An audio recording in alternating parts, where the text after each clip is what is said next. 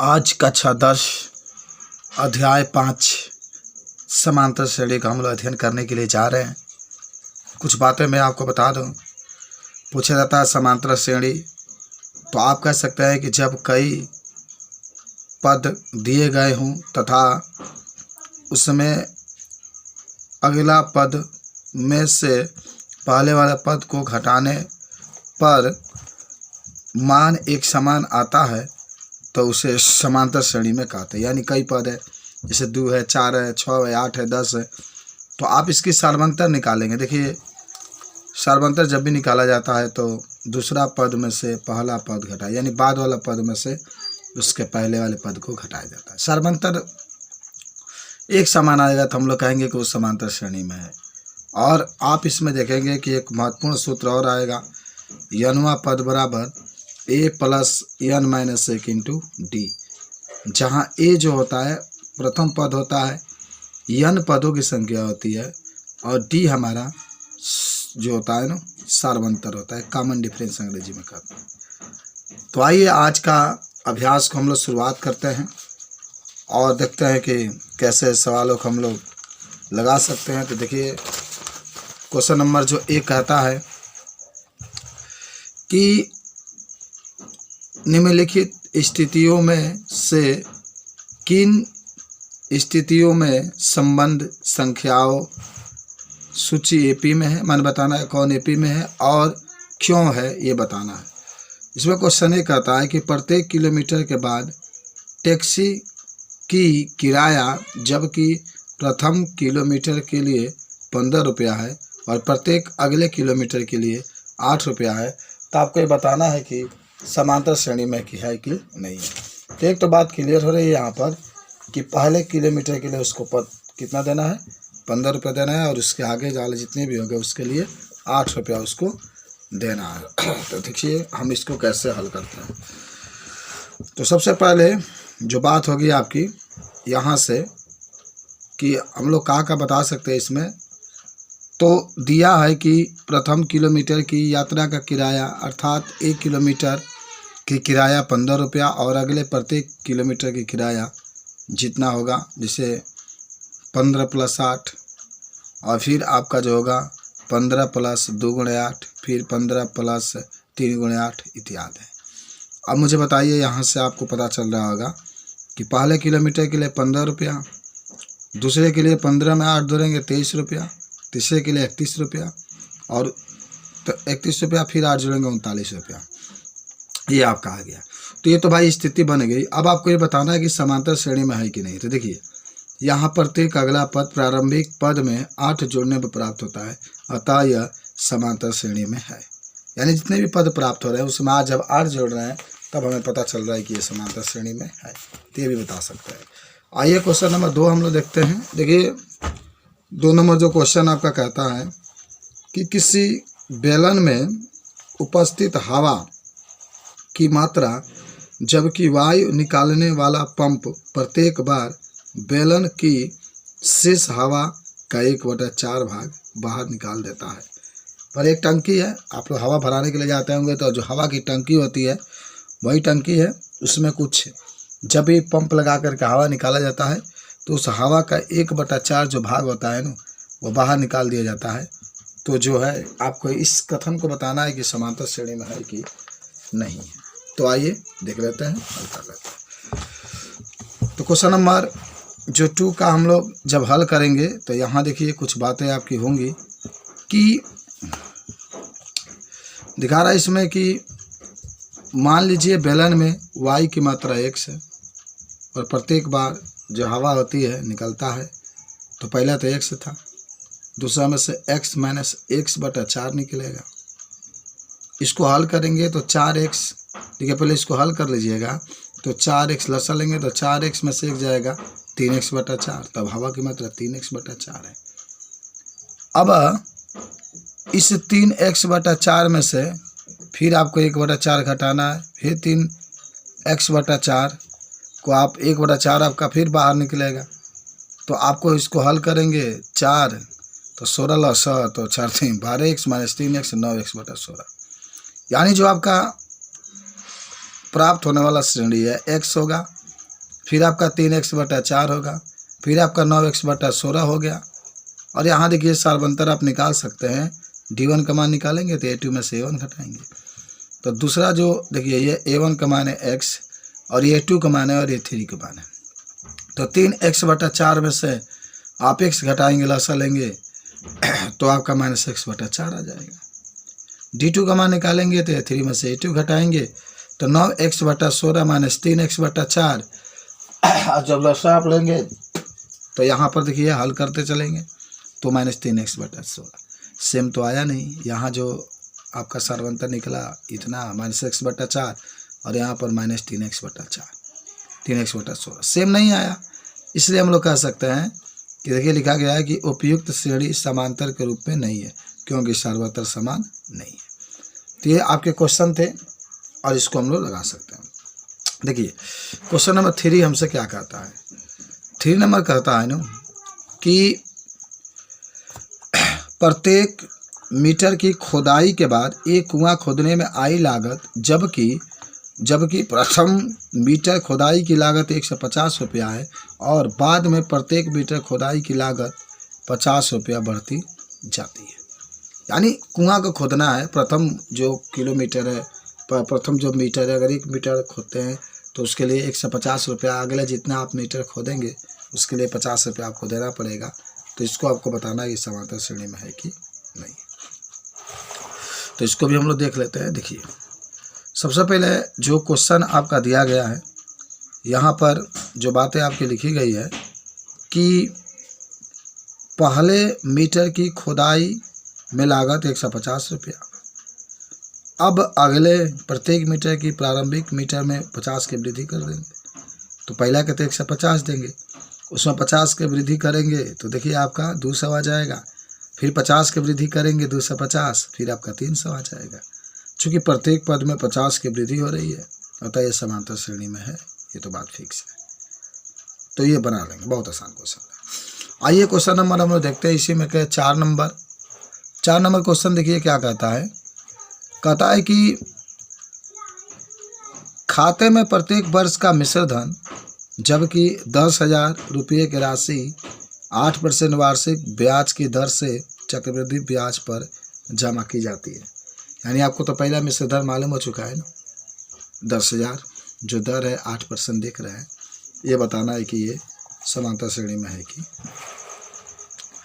तो देखिए इसको भी हम लोग हल करते हैं। सबसे पहले जो बात होगी कि दिया है पहले वर्ष, दूसरे वर्ष, तीसरे वर्ष आदि खातों में धनराशि क्रमशः पहला तो 10,000 है, दूसरा में 10,000 प्लस 8/100, 10,000 प्लस 8/100 के ऊपर 2, इस तरीके से आप निकालते चलेंगे। अब आपको मैं एक चीज़ बताता हूँ, जब इतना आप निकाल लेंगे तो क्या आने वाला है। तो पहले तो 10,000 रहेगा, दूसरा में 10,000 गुणे 160/100, अरे लसा लेकर हल करेंगे ना जो आपको दिया गया था। तीसरा में 10,000 गुणे 160/100 लेकिन स्क्वायर था ना, डबल आप लिखेंगे। तो जब आप हल किए तो पहला तो 10,000, इसका 10,800, इसका 11,664, इस तरीके से आगे जाएगा। सार्वंतर निकाल के देखते हैं। D1 बराबर 1,000, 800 में से 10,800 में से 10,000 घटाएंगे तो 800। और D2 का मान देखिए 11,664 में से 10,800 घटाएंगे तो मात्र 864, अलग अलग आ गया ना। यानी D1 और D2 बराबर नहीं है, सर्वंतर बराबर नहीं है। देखिए लिखा भी गया है, चूँकि सर्वंतर समान नहीं है आता है, ये समांतर श्रेणी में नहीं है। ठीक है, इस तरीके से लिख सकते हैं। अब देखिए क्वेश्चन नंबर 2 हमारा क्या कहता है। दी हुई समांतर, देखिए समांतर श्रेणी के प्रथम 4 पद लिखिए, यानी 4 पद हम लोग को निकालना है, जबकि प्रथम पद A और सार्वंतर D आपको दिया गया है। तो देखिए कैसे हम लोग हल करेंगे। पहला क्वेश्चन आप देखिए ना, A का मान 10 है, D का मान 10। आइए हल करते हैं। प्रथम पद A का मान 10 और सार्वंतर D है। तो प्रथम पद ऐसे ही निकल गया 10, A1 बराबर 10 से लिखेंगे। दूसरा पद आप निकालेंगे तो देखिए A प्लस, आपको मैंने एक चीज़ बताया था, याद करो, अभी मैंने पीछे जब हम लोग पढ़ रहे थे तो A plus n-1 into D किसके बराबर, तो यहाँ पर n वां पद बराबर। अगर मैं यहाँ पर दूसरा निकालूंगा ना तो यहाँ पर 2 रखूँगा तो 2 में से 1 जाएगा ना, तो 1 D, तो वही D लिखा गया। अगर मैं यहाँ पर तीसरा निकालूंगा ना तो a प्लस यहाँ पर 3 माइनस सेक इंटू डी, तो 3 में से 1 जाएगा तो 2d आ जाएगा। इस तरह से चौथा भी निकाल सकते हैं। तो आप इसी सूत्र का इस्तेमाल करेंगे तो देखिए दूसरा पद a2 बराबर a प्लस डी, तो a का मान 10, d का मान 10, 20 आ जाएगा। तीसरा पद a प्लस 2d आ जाएगा, 10 प्लस 2 गुना d का मान 10, तो 10 दूना 20, 20 में 10 जोड़ेंगे 30। चौथा पद आप देखेंगे तो a प्लस 3d, a का मान 10 प्लस 3 गुना d का मान 10, 10 टाइम 30 और 10 40 आ जाएगा। तो ये आपके प्रथम 4 पद हो गए हैं। चलिए क्वेश्चन नंबर 2 आप देख रहे हैं। a का मान -2 है, d का मान 0, दूसरा पद आपको निकालना है तो a प्लस डी -2 और 0 -2 आ जाएगा। तीसरा पद जो बात आपके पूछ रहा है तो a प्लस 2d, तो 2 प्लस 2 गुना 0 तो -2 आ जाएगा। चौथा पद a3, जो भी आपका पूछेगा बस मान आपको रखना है, आंसर आ जाएगा। चलिए क्वेश्चन नंबर 3 भी देखते हैं। 3 नंबर में जो प्रथम पद है a 4 दिया गया है, सर्वांतर आपका -3, तो दूसरा पद जब आप निकालेंगे तो a प्लस डी, तो 4 - 3, 4 - 3 1। तीसरा पद है a प्लस 2d, तो a प्लस 4 प्लस 2 गुना -3, 4 - 6 - 2। चौथा पद है तो a प्लस 3d, तो a प्लस 3 गुना -3 -5। तो अतः दी गई समांतर श्रेणी के प्रथम 4 पद 4, 1, -2 और -5 है। तो इस तरीके से ये जो सवालें हैं इसको हम लोग हल कर सकते हैं। आइए उसके बाद से नेक्स्ट पर हम लोग चलते हैं। इसी में क्वेश्चन नंबर जो होगा 4 नंबर देखते हैं, ऐसे ही निकाला जाता है। देखिए जो इसमें क्वेश्चन नंबर 4 दिया गया है, 4 नंबर में हम लोग देख रहे हैं a का मान -2 है, d का मान 0 है, तो प्रथम पद a1 का मान आपको निकालना है। तो आप प्रथम पद a1 का मान तो देख ही रहे ना, -2 है तो -2 रख दीजिए, तो एक तो मान निकल गया। अब आपको दूसरा पद निकालना है तो a2 बराबर a प्लस डी, तो -2 प्लस 0 तो -2। तीसरा पद a3 बराबर a प्लस 2d, तो -2 और ये गुणा करेंगे तो 0 -2। चौथा पद है तो a प्लस 3d, तो -2, और हालांकि d का मान 0 है ना, गुणा करेंगे तो सब 0 आ जाएगा, तो -2 आ जाएगा, सब एक समान आएगा। ठीक है। उसके बाद से इसमें एक और क्वेश्चन है, क्वेश्चन नंबर जो 5 है उसको देखते हैं हम लोग। 5 नंबर में a का मान आप देख रहे हैं ना -1.25, d का मान -0.25 है। प्रथम पद a1 का मान निकालना है तो जैसे है -1.25 से लिखेंगे। दूसरा पद a2 का मान निकालना है तो a प्लस डी, तो a का मान तो -1.25, d का मान -0.25। जब इसको जोड़ देंगे तो -1.50 आ जाएगा। तीसरा पद आपको a3 का मान निकालना है तो a प्लस 2d, तो -1.25, और फिर -0.25 गुणे 2, आप इसको हल करेंगे तो -1.25 आ जाएगा। उसके बाद से चौथा पद जो आपका है a4 जिसको कहते हैं तो -1.75 -0.25, तो आपका -2.00 आ जाएगा। तो इस तरीके से आप क्वेश्चन नंबर 3 निम्नलिखित में से प्रत्येक एपी के लिए प्रथम पद और सार्वंतर आपको निकालना है, यानी a का मान निकालना है प्रथम पद और d का मान। बहुत आसान है। 3 1 -1 -3 है, तो प्रथम पद आप निकालेंगे तो आप देखिए रहे a का मान 3 है तो रख देंगे। सार्वंतर d निकालेंगे तो 1 -3 घटेगा तो -2, फिर -5 है, -1 है, 3। दूसरा सवाल आपका है ना 7 है। आप मुझे बताइए जब प्रथम पद की बात होगी तो सिर्फ 5 आप लिख देंगे a का मान।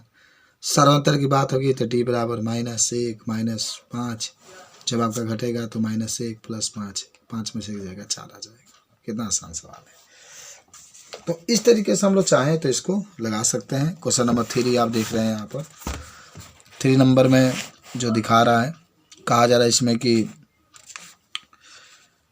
जो सवाल दिया गया है 1/3 कमा करके 5/3 कमा करके 9/3 13/3। अब मुझे बताइए प्रथम पद में कोई दिक्कत नहीं, 1/3 रख देंगे। सर्वांतर निकालना है तो दूसरा पद में से पहला पद घटा देंगे। अब मुझे बताइए डी से डिनोट करते हैं सर्वांतर के। 5/3 - 1/3 लसा लेंगे 3 और 5 में से घटेगा 4, हर बराबर है ना, इसलिए 4/3 आ जाएगा। क्वेश्चन नंबर अब उसके बाद से आपका आता है 4 नंबर जो दिया गया है 0.6 कमा करके 1.7 कमा करके 2.8 कमा करके 3.9।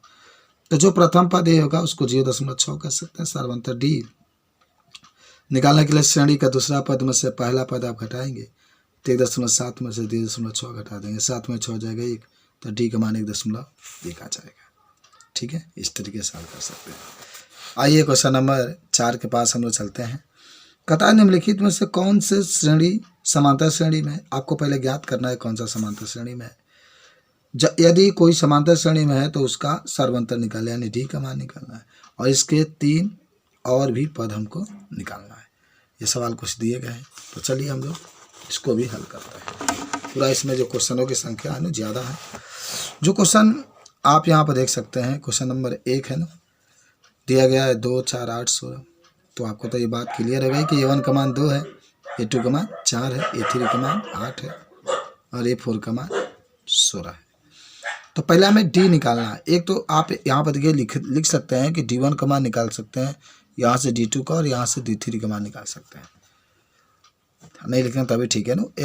A2 में से A1 घटाएंगे, 4 - 2 तो 2, A3 - A1, 8 में 4 में 4 जाएगा 4। ये देखिए सब अलग अलग आ गया, यानी इसका 2 आया, इसका 4। सर्वांतर देखिए एक समान नहीं है, अतः हम लोग लिख देंगे कि दी गई श्रेणी समांतर श्रेणी में नहीं है। जब समांतर श्रेणी में नहीं है तो इसका आगे आपको एक भी पद ज्ञात नहीं करना है। चलिए उसके बाद से देखिए इसमें लिखा भी गया है, अतः इसका सर्वांतर तथा अगले 3 पद ज्ञात नहीं कर सकते हैं क्योंकि समांतर श्रेणी में नहीं है। क्वेश्चन नंबर 2 है ना, आपका दिया गया है 2, 5/2 कामा करके 3, 7/2। A1 का मान तो आप 2 लिख सकते हैं, A2 का मान 5/2 लिख सकते हैं, A3 का मान 3 लिख सकते हैं, A4 का मान 7/2 लिख सकते हैं। और अगर आप चाहें तो यहाँ पर देख सकते हैं कि जो A1 A2 - A3 5 में 2 में 2 तो 1/2, इसको भी A3 - A2 तो 3 है, इसको भी 6 में से देखिए लसा लेंगे, 6 में से 5 जाएगा 1/2, A3 - A1 तो ये 1/2 सेम है, समानांतर सेम है। आप यहाँ पर दिखा सकते हैं कि सर्वांतर डी का मान 1/2 होगा। आगे के 3 और पद निकालने हैं। तो देखिए, तो पहले तो सवाल में जो आपका था, आप मुझे फिर से दोबारा आपको दिखा दे रहे हैं। देखिए पहला, दूसरा, तीसरा, 4 पद दे दिया है। हमें 5वां, 6वां और 7वां पद निकाल देंगे तो काम हो जाएगा। तो देखिए यहाँ पर लिखा भी गया है कि हमें जब ये निकल चुका है तो यहाँ से 5वां A5 5 पद निकालेंगे, 7/2 + 1/2, बात खत्म। तो 8/2 तो 4 आ जाएगा। 6वां पद निकालेंगे तो जो आपका 5वां पद आया उसमें सर्वांतर जोड़ देंगे तो 9/2। 7वां पद तो जो आपका ये बात है ना, जो आपका चौथा 5वां पद आया उसमें 1/2 जोड़ देंगे, 10/2 5 आ जाएगा। इस तरीके से जो अगला 3 पद हैं 4, 9/2 और 5 हो जाएंगे।